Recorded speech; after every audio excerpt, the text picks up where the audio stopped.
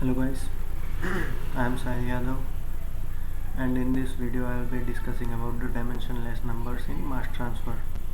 So we are doing the course mass transfer on our YouTube channel, that is Chemical Engineer. So I hope you have subscribed to the channel. So without wasting time, let us start the video. Dimensionless numbers in mass transfer. So before going to the main topic, let me tell you what are dimensionless numbers. So dimensionless numbers are those numbers which are obtained by getting the correlation between two quantities having the same unit. Okay, so generally the units of two quantities should be same. So for example, in mass transfer we can take diffusivity and we can say kinematic viscosity. So both having the same unit, and we can dividing it, we get a some number, and that number quantifies the thing, that is which type of force or which type of quantity is significant on the other. So this is what the main aim to formulate the dimensionless numbers. So generally there are correlation between two quantities, and these numbers are known as dimensionless numbers. So based on these two numbers we can decide the process or the flow of the process. So for example, we have Reynolds number. So Reynolds number we have. So Reynolds number is okay, we will discuss it in later. If there is some range of this number to be in for the process. So for laminar conditions we have Reynolds number in a pipe as 2100 or less, and for other condition, that is 4000 or more, we can have Reynolds number as a turbulent flow. So we have different correlations after we get this quantity Reynolds number or any other dimensionless number. So in mass transfer we will be dividing mass transfer quantities and getting some dimensionless number, and these numbers are actually the main part of this video, that is the dimensionless number in mass transfer. Okay, so in this video I will be discussing about the different mass transfer dimensionless numbers and its analogous nature with heat transfer. Okay, so let's start the video. Okay, so first number is Reynolds number. So I hope you all know the Reynolds number. So it is a ratio of inertial force and divided by the viscous force. So inertial force, I hope you all know inertial force is given as VL. It is generally root VL, but after some this simplification we get it is VL by rho or VL by mu or rho VL by mu. So generally we chemical engineers rho V D by mu, where mu is the viscosity, d is the diameter or length, v is the velocity of the fluid, rho is the density of the fluid. So let me clear that all this dimensionless number we are studying is for applicable for fluid. Okay, so Reynolds number is the ratio of inertial force to the viscous force. So viscous force is nothing but rho by mu, and this is the inertial force term. So inertial force divided by viscous force. So generally for significance, so generally for the flow, for in order to flow some fluid through a pipe, we require a minimum force, and that minimum force is equal to the viscous force. So this much force is must to make a liquid to flow in a pipe. So Reynolds number is generally given as inertia divided by viscous. So inertial force should always be greater than the viscous force for fluid to flow. The unit for generally the range of Reynolds number for laminar flow is 2100 in a pipe. 2100 in a pipe. This is for laminar. And for greater than 4000 we have turbulent flow. So we have turbulent flow. So why are we studying this Reynolds number? So basically, in many conditions we need to know whether the flow is laminar or whether it is turbulent, because these terms are going to affect other conditions in heat transfer as well as in mass transfer. How we are going to study it in later part of the video. Okay, so this is all about Reynolds number, that is inertial by viscous force. Next number is the Schmidt number. So Schmidt number is a ratio of momentum diffusivity to the molecular diffusivity. So momentum diffusivity, I hope you all know that it is given by mu by rho.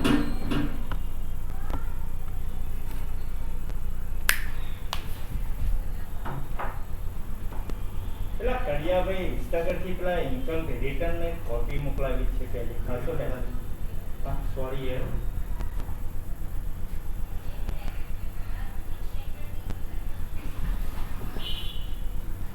Okay, so in momentum diffusivity we have mu by rho,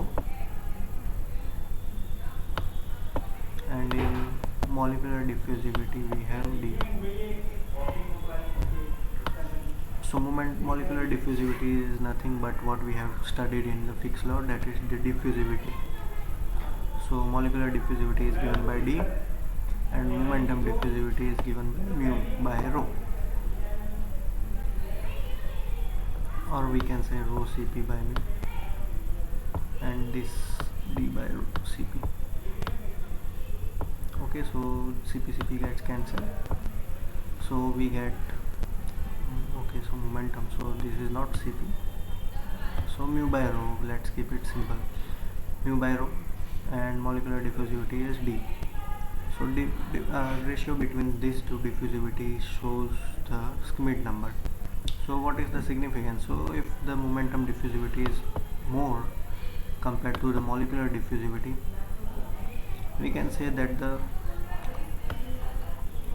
flow is controlled by the momentum, or we can say the viscosity.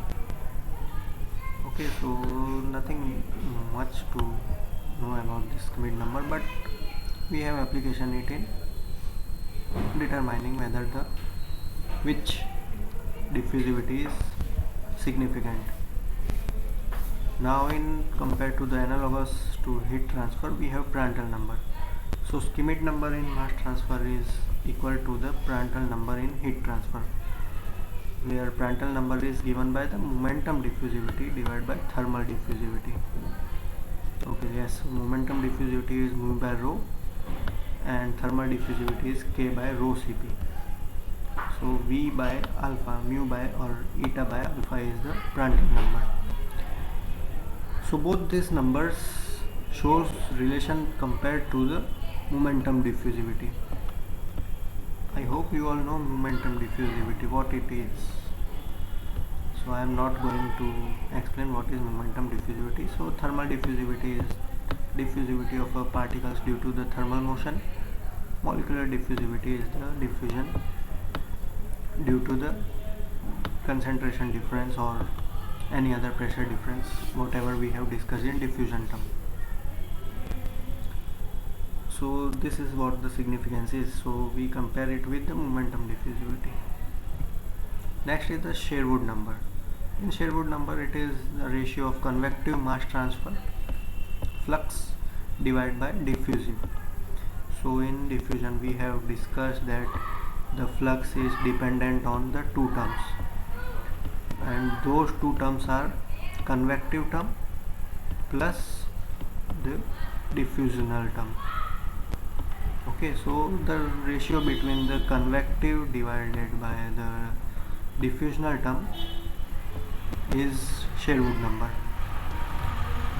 So it is given by KL by D, where KL into delta C is the convective term, and we have the Fick's law, that is D into delta C by L as the diffusional flux. So both the ratio, so what it signifies, so Sherwood number signifies that which flux is dominating over the other. Generally the Sherwood number is in the range of 0.6 to 1 for diffusion of we can say benzene in air, or it is a general range that is 0.6 to 1. Hence always a diffusional flux is more compared to the convectional flux in whatever some cases we will be studied in mass transfer. Now Sherwood number is analogous to the Nusselt number. Nusselt number is also a ratio of convective heat flux divided by the conductive heat flux. Convective heat flux is HA delta T, HA delta T, while the conduction heat flux is K A delta T by L. Okay, so we are taking flux, so no need to take this area, so it will give that HL by K, and that is Nusselt number. So both have the same significance. Nusselt number is also in the range of Nusselt number can be more than 1000 also, but it's fine. So the relation between the convective heat flux to the conductive heat flux and convective mass flux to the diffusive mass flux is the Sherwood number. So Schmidt is momentum by molecular, Sherwood is convective by diffusive. So this is how we can remember them. Next is the Stanton number. So that's what I was discussing while discussing the Reynolds number. So this is how we get the Stanton number. So Stanton number is a ratio between the convective mass flux, that is the C we can take, and the flux due to bulk flow of the medium. Now what is the bulk flow? So bulk flow is the flow due to the velocity or what we can see, while the convective mass flux is the convection due to the convection, that is the difference that we in the flux we have seen that Na equal to C plus D, we have Na plus Nb into Ya, we can say. This term is the convective term and the bulk flow term is delta C into V. So yes, so here it is given already, KL by V. Okay, so this is the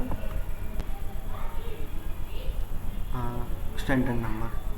So after rearranging we can get Stanton number from Sherwood, Reynolds and Schmidt number. So Sherwood divided by Reynolds into Schmidt leads to the Stanton number in mass transfer.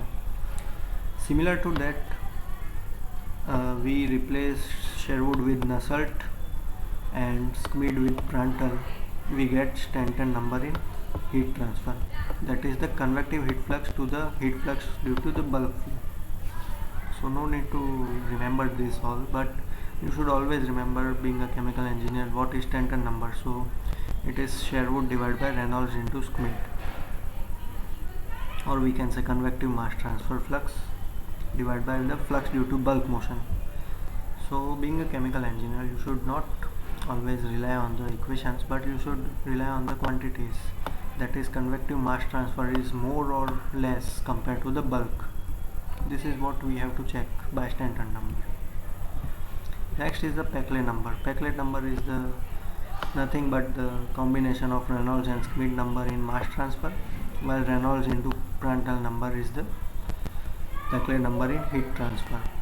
So Peclet number is the ratio between the flux due to the bulk flow divided by diffusive flux. In the previous we have Stanton number that shows the relation between the convection divided by the bulk flow. Now in Peclet we have bulk flow divided by diffusion. Okay, so I hope you are getting this, that when Peclet number, this is the Peclet number. Okay, so this is the Peclet number, and this one is the C by B. So C by B is the Stanton number. Okay, so when we multiply these two numbers, Stanton number into Prandtl number, what we are going to get, that is C by D. And I hope you know what is C by D. We have discussed it in this Sherwood number. Okay, so Peclet number into this Stanton number, we get Sherwood number. So this is how they are correlated. So Peclet number is nothing but B by D. That is, in both the cases it is B by D. Next, the factor, Kuhlmann factor. So this factor is of course the important factor while determining the analogies, different analogy we will be studying in the heat transfer course, that is the Reynolds analogy, Kuhlmann analogy. So Kuhlmann factor is determined as Stanton into Schmidt number raised to 2 by 3, or in general we know it as Sherwood divided by Reynolds into Schmidt raised to 1 by 3. Similarly, in heat transfer we have Nusselt divided by Reynolds into Prandtl number raised to 1 by 3. So what this factor shows? So in order to know what this shows, we need to write it as Sherwood as C by D, Reynolds as rho VL by mu, and Schmidt number as KL by D. Am I going right? Let me check. Schmidt number is mu by rho D, or and Sherwood number is KL by D. Okay, so KL by D. Okay, let me write it here. KL by D. Reynolds number is rho VL by mu. Okay, we can write it here. And Schmidt number is mu by or eta by D. This D gets cancelled, LL gets cancelled, rho gets cancelled, or we can say mu by rho gets cancelled. So we have K by okay, so we have only K. KL by D, mu by D, rho will be by mu. We have only K. So this is how we can get the Kuhlmann factor. No need to see whole video. Next is what the Grashof number and Lewis number. Lewis number is a ratio between the Schmidt number and Prandtl number. Well, the Grashof number has no importance in the mass transfer, but while determining the free convection in heat transfer, Grashof number plays an important role.